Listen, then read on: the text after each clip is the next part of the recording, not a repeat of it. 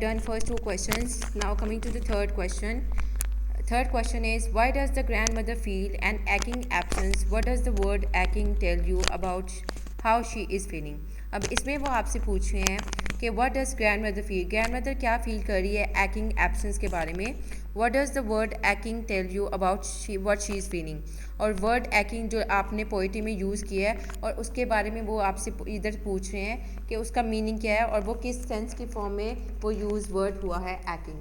So here the answer is she feels the absence of her mother, grandmother and daughter. Aching tells us that she is sad about that. अब आपने इस story के बारे में read किया है, आपको पता है ग्रैंड मदर अपनी मदर की स्टोरी और अपनी मदर की भी मदर की स्टोरी को रिवाइज़ करी है कि उस ज़माने में ऐसा क्या होता था, और वो थोड़ी सैड भी हो गई है और खुश भी हो रही है कि ना अपनी पुरानी चीज़ों को याद करके. और इसमें वो बता रही है कि एक्टिंग वर्ड इसलिए यूज़ हुआ है कि वो अपनी माँ की वॉइस को अपनी माँ को याद कर रही है, जिसकी वजह से acting tells that she is sad about that. ठीक है कि ना अपनी माँ के एब्सेंस की वजह से वो सैड हो गई हैं और the word acting use because she is very sad about that. Okay, hope you will understand. So coming to the fourth question. So the fourth question is, how has the poet's own family life changed from the traditional way of life of his grandmother? अब वो इस question में पूछ रहे हैं कि poets की family कैसे चेंज हुई ऑफ लाइफ और उसका इफ़ेक्ट कैसे हुआ ग्रैंड मदर की लाइफ में. So the answer to this question is now they use an electric grinder instead of a chakki. वो क्या कहते हैं कि उस ज़माने में चक्की एक्चुअली क्या होता था, वो पीसने के लिए पुराने ज़मानों में यूज़ होती थी. अब क्योंकि हमारा नया ज़माना आ गया, हमारे पास नई टेक्निक्स हैं जो हम डेली यूज़ करते हैं. उस ज़माने में जब आप अपने मदर या ग्रैंड मदर से पूछेंगे तो वो भी आपको बताएंगे कि हमारे ज़माने में चक्की पीसने के लिए यूज़ होती थी किसी चीज़ के लिए. अब क्योंकि हमारे पास हम एडवांस जनरेशन है, हमारे पास बहुत ज़्यादा टेक्निक्स हैं और आजकल के ज़माने में हम क्या यूज़ करते हैं, ग्राइंडर. सो वो वही यूज़ करती हैं कि उनको इस बारे में उनकी लाइफ इसलिए चेंज हुई उस ज़माने से क्योंकि वो कहती हैं कि अब जो है चक्की नहीं यूज़ होती, अब हम क्या यूज़ करते हैं, grinder.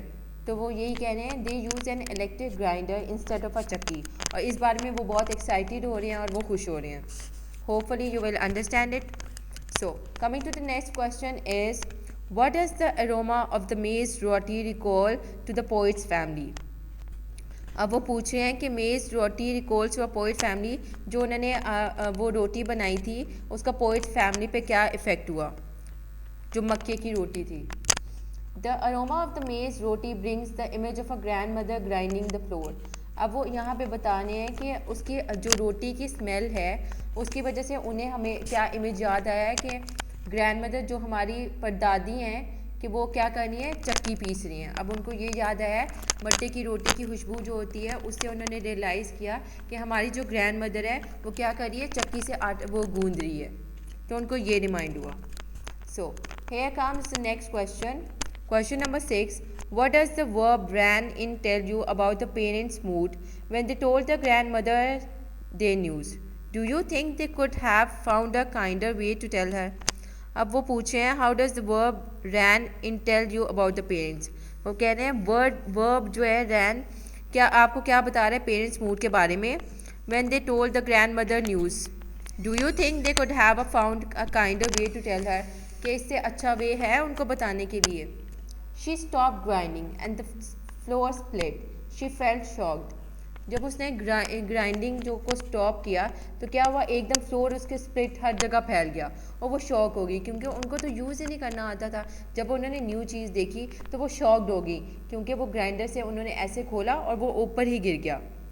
Okay, so coming to the 8th question. Literally, a gust of wind shut the door on the light. What metaphorical interpretation of this line can you make? Why does it make an appropriate final line for the poem? अब वो यहाँ पे पूछे हैं a gust of wind shut the door on the side. इसके बारे में हम क्या इंटरप्रिटेशन क्लिक करते हैं. So answer is a gust of wind shut the door on the lie metaphorically means the death of grandmother.